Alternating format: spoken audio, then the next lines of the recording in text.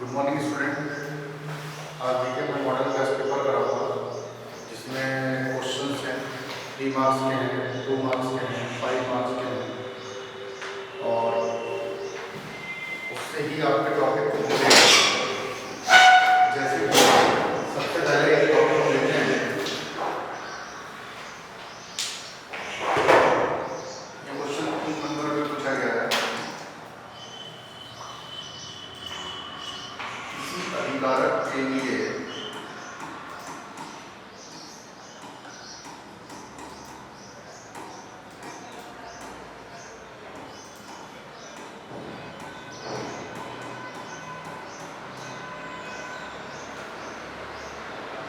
अभिक्रिया प्रथम कोटि की है।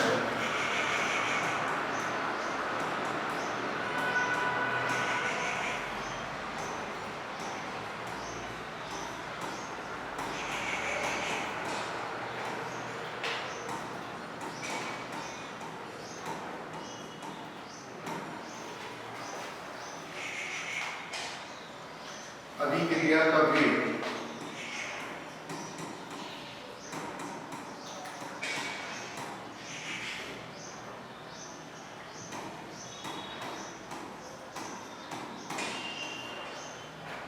किस प्रकार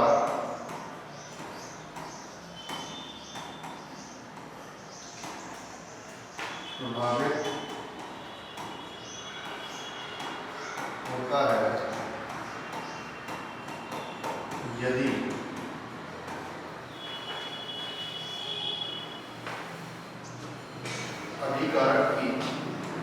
अभिकारक की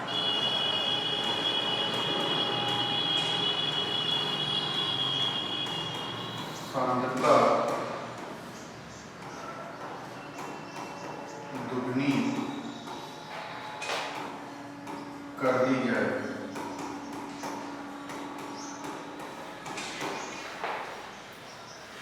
देखिए इस टाइप का जो क्वेश्चन है ये 3 नंबर में पूछा गया है और इसको हम सॉल्व करेंगे। किसी अभिकारक की अभिक्रिया प्रथम कोटि की है और अभिक्रिया का वेग किस प्रकार प्रभावित होता है यदि अभिकारक की सांद्रता दुगनी कर दी जाए। तो इसको हम कैसे सॉल्व करेंगे, पहले नोट कर लीजिएगा।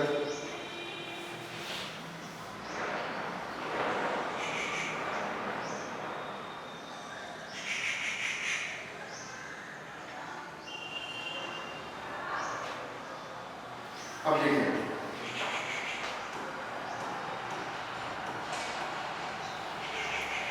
हम जानते हैं कि जो रेट है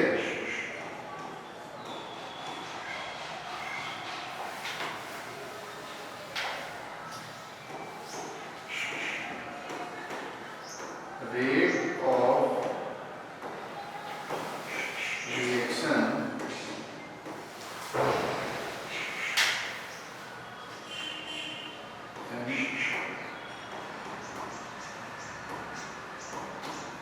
अभिकारक का वेग बराबर होता है कि अभिकारक की सांद्रता।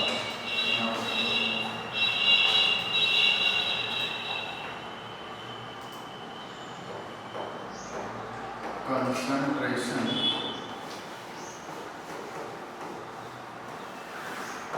ऑफ रिएक्टेंट और इसको ये बोलते हैं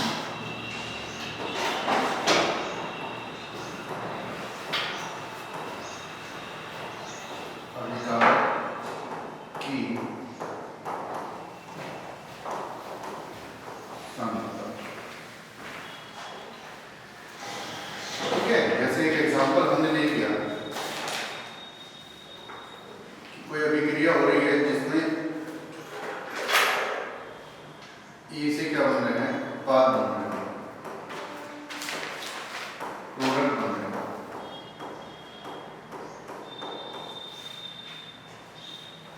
तो जो अभिकारक का वेग है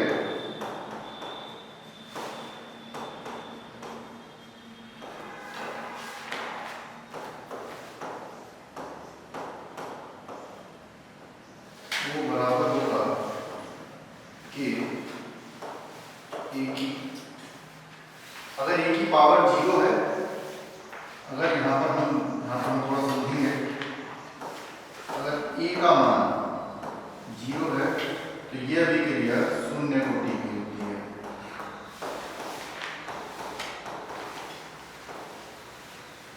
अगर अभिकारक का यहाँ पर पावर 1 आती है तो ये अभिक्रिया प्रथम कोटि की है। ऐसे ही अगर e का मान 2 आता है तो ये द्वितीय कोटि की है।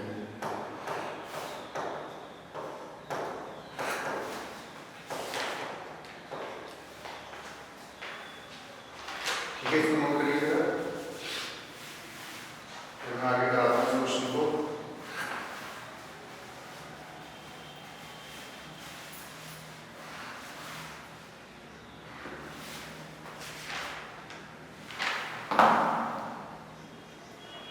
अब देखिए, अब हम अपने क्वेश्चन पे चलते हैं कि उस क्वेश्चन में हमने क्या दे रखा था कि जो वो प्रथम कोटि की अभिक्रिया है, यानी अब आप देख सकते हैं कि अभिकारक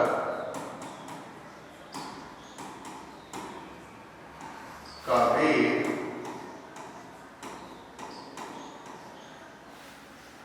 जिसको हम R मान लेते हैं, R1 किसके बराबर है, K A के। ठीक है, ये हमारी मेन रिएक्शन हो गई जो उसने बोला। अब उसने कहा कि क्या होगा, इसका क्या फर्क पड़ेगा अगर हम इसकी सांद्रता दूनी कर दें। तो हम लिखेंगे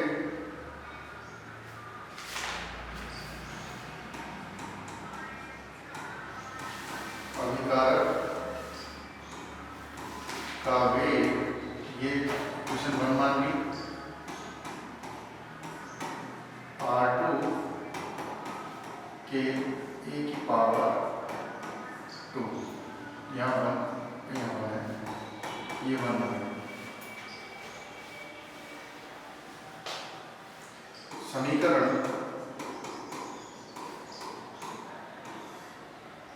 2 को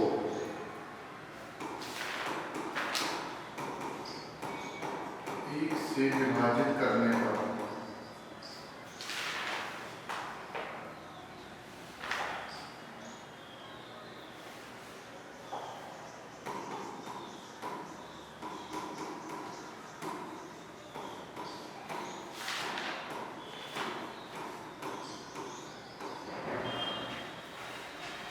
तो आएगा R2 अपॉन R1 के 2A के A। इसको और थोड़ा सिंप्लीफाई करते हैं, R2 अपॉन R1 के 2 बाहर ले आओ, A के A, C कैंसिल, हमारे पास आ गया R2 अपॉन R1 2 अपॉन 1। यह हम लिख सकते हैं R2 का अनुपात ये तो बराबर आएगा 2:1। इससे क्या निष्कर्ष निकला कि देखिए R2 बराबर 2 × R1, ये हमारा मेन सॉल्व हो गया। और इससे क्या निष्कर्ष निकला है कि जो अभिकारक का वेग है वो कितना हो जाएगा, दुगना हो जाएगा। ठीक है, इस क्वेश्चन को नोट करिए।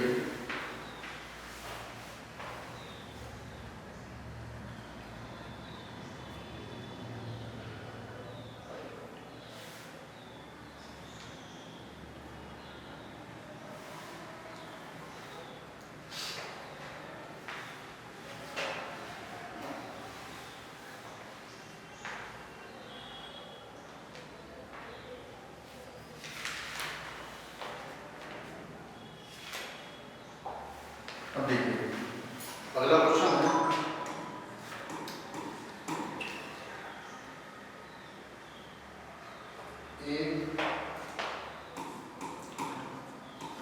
डाई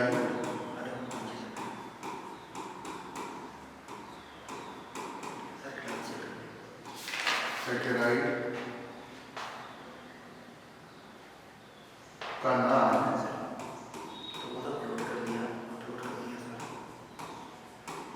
तथा अणुसूत्र लिखिए।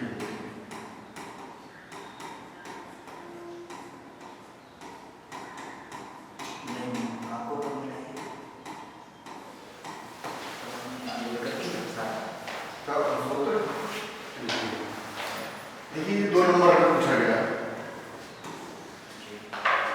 क्योंकि 2 नंबर ये हमारे कौन से बायोमोलिक्यूल चैप्टर का है, जैव अणु का, और जैव अणु किसका है, कार्बोहाइड्रेट का। तो आप इसको जानने के लिए इसको जानने के लिए पहले सबसे पहले क्या पढ़ेंगे, उत्तर में मोनोसैकराइड्स।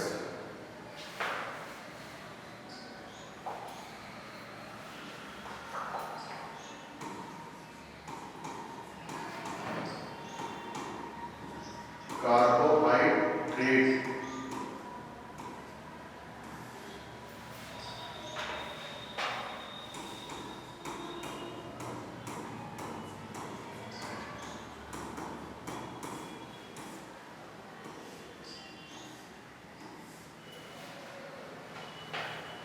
ये होते हैं monosaccharides.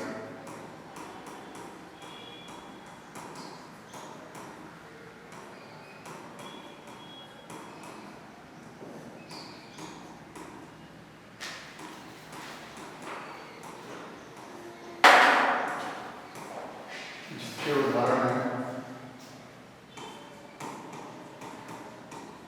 Glucose, fructose, galactose, mannose. दूसरे आते हैं ओलिगोसैकराइड्स।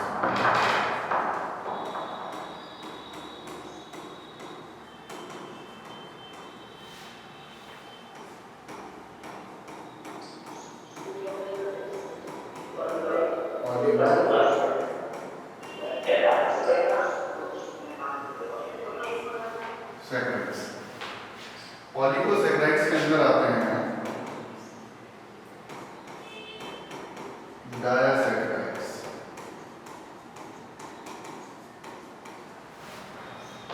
और जिसके एग्जाम्पल हैं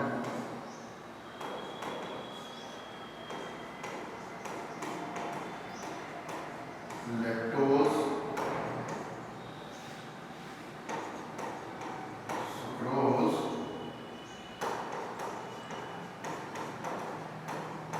माल्टोज। तीसरा आता है पॉलीसैकराइड।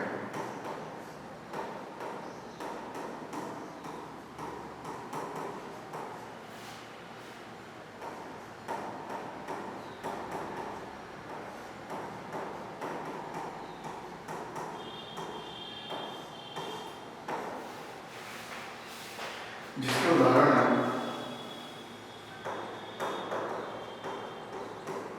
स्टार्च,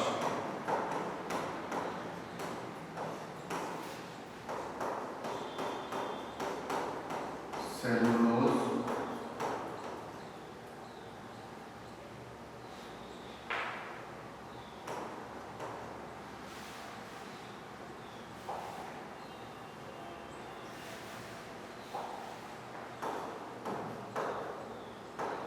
आपके साथ ही रहा था किसी में कॉन्ट्रैक्ट को, और मैं भी आपसे साथ ही रहा था कॉन्ट्रैक्ट को।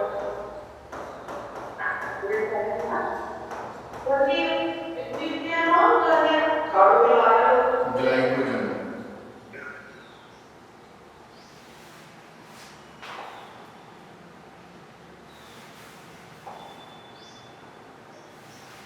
ठीक है, अब क्योंकि हमसे वो पूछ कर आया डाइसैकराइड्स, हमें इसके बारे में बताना है कि डाइसैकराइड्स क्या होता है। ठीक, तो इसके लिए हम आगे चलेंगे।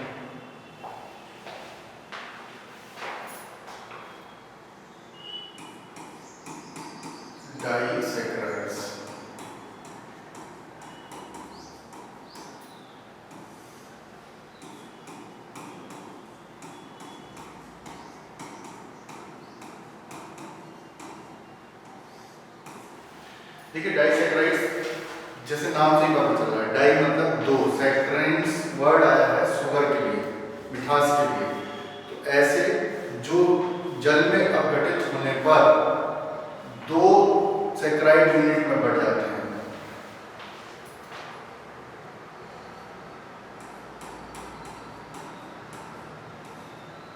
ऐसे कार्बोहाइड्रेट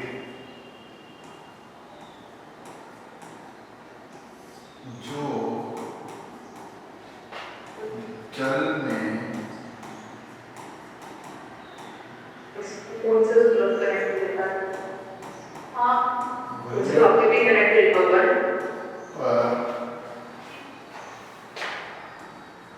दो मोनो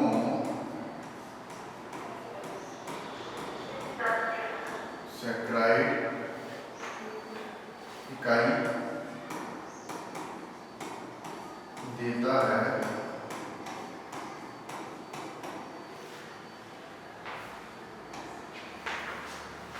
ठीक है, और इसके उदाहरण मैंने बताया था आपको क्या क्या,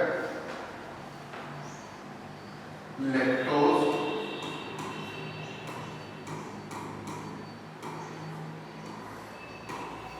माल्टोज,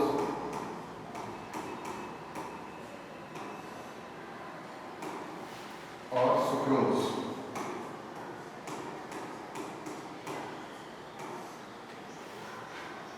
ठीक है,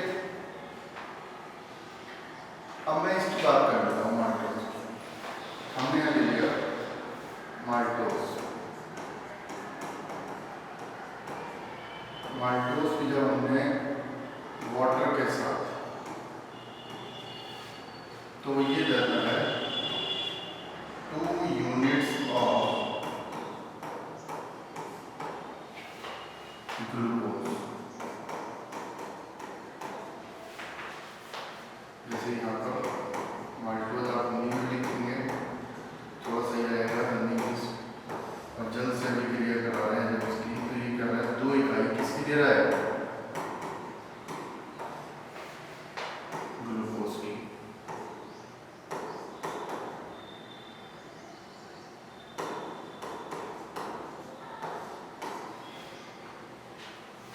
ठीक है, अब ये तो इसका नाम हो गया।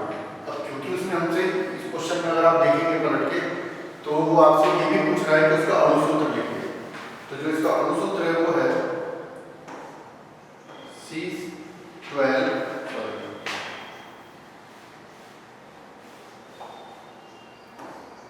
C12H22O11 प्लस H2O मिलकर बनाएंगे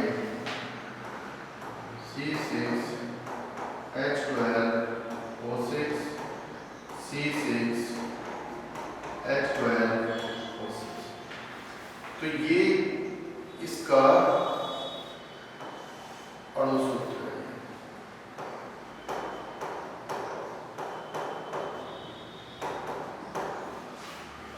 तो आपको 2 नंबर में सवाल में अगर आपसे, अब मैं इसको थोड़ा सा समझाता हूँ कि आपसे बोला गया है कि किसी डाइसैकराइड्स का नाम लिखिए और उसका अणुसूत्र लिखिए।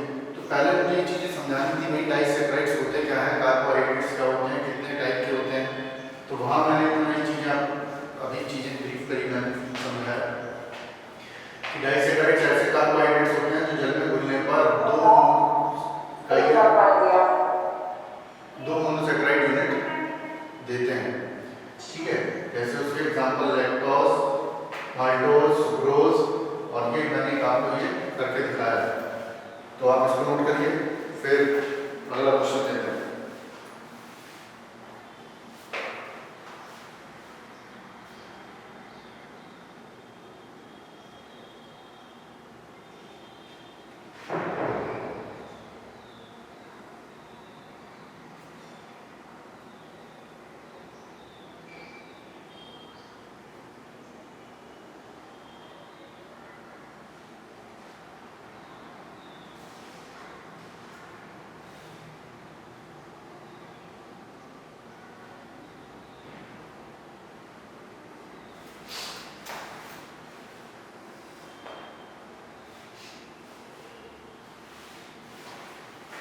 देखिए अगला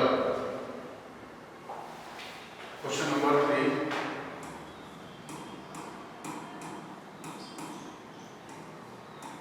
उपसहज संयोजन यौगिक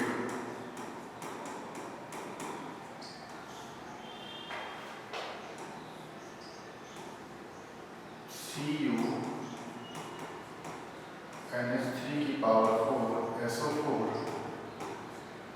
में कॉपर की ऑक्सीकरण संख्या बताइए।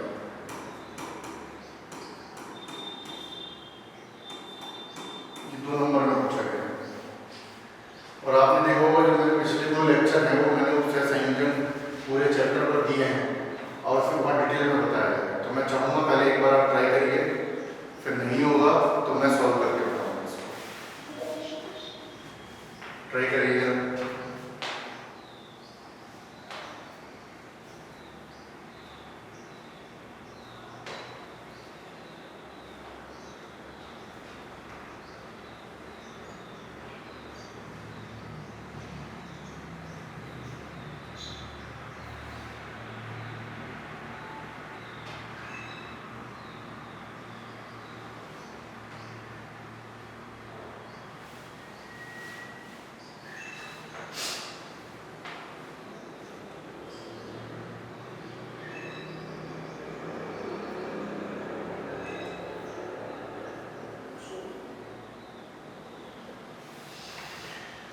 देखिए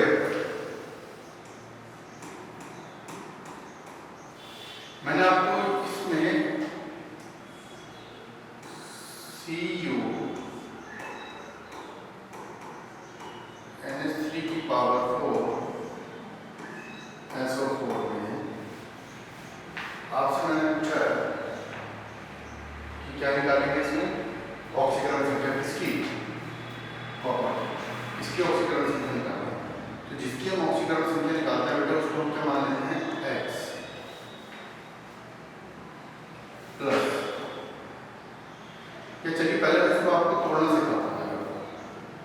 जैसे मान लीजिए ये यूनिट दे दिया तो इसको हम तोड़ेंगे कैसे, इसको मैं ऐसे लिखूंगा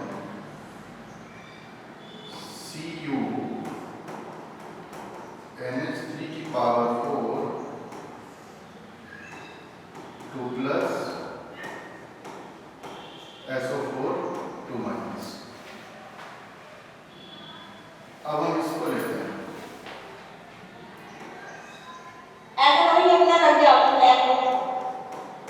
CuNH3 की पावर 4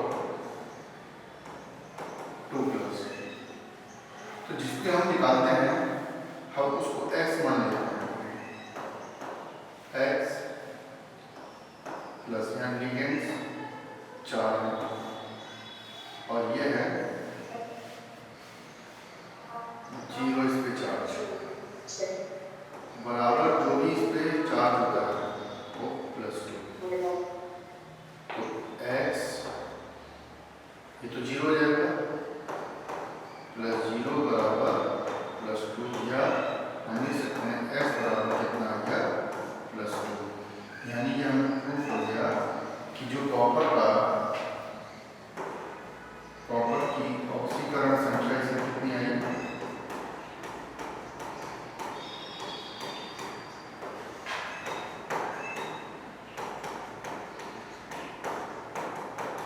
+2।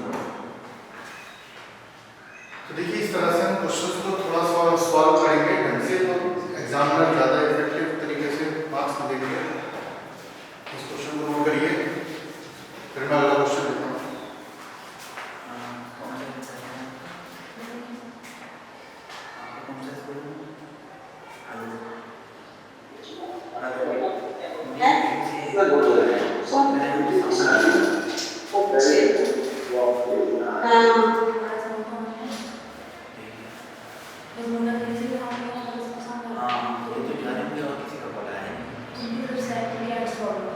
हाँ जी, हाँ जी। ठीक है। अगला देखो। अब देखिए बहुत मुझे अपने क्वेश्चन है ये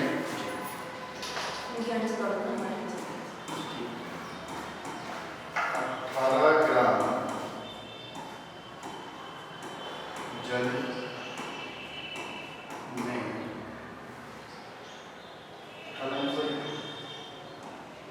18 ग्राम जल में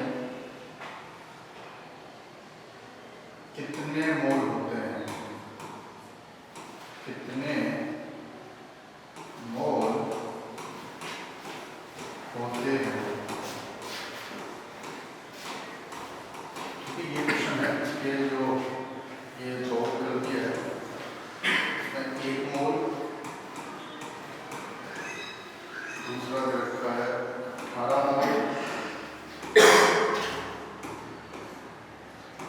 तीसरा दे रखा है 10 मोल, चौथा दे रखा है 100 मोल।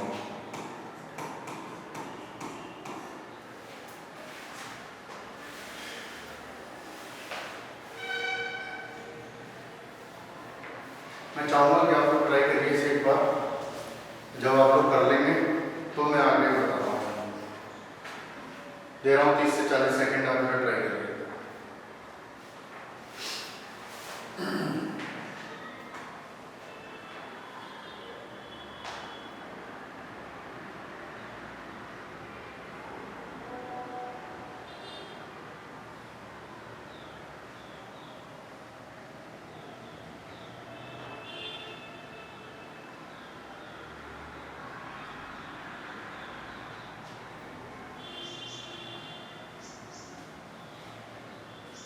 देखिए 18 मोल होते हैं। अच्छा, देखते हैं सही है गलत है आपका आंसर।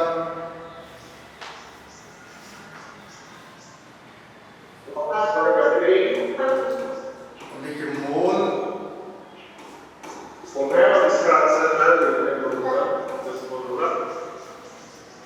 जी 10 मोल सॉल्व करते हैं। अभी देखिए मोल का जो निकालने के लिए अगर हमें बहुत शॉर्टकट में इसका फॉर्मूला देखें तो इसका फॉर्मूला है वेट अपॉन मॉलिक्यूलर मास।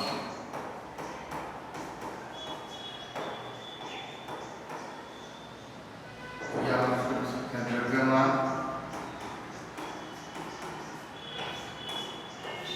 अनुपात।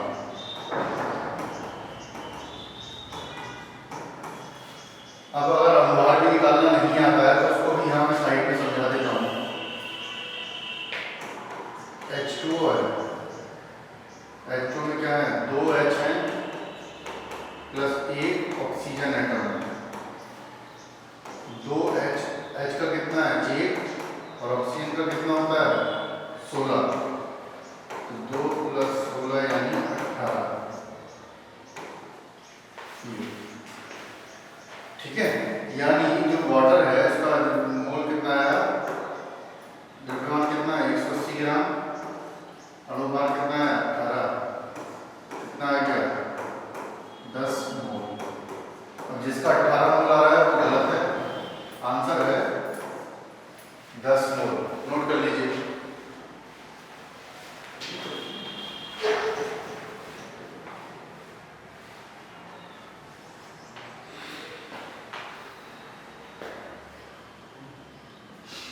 नोट कर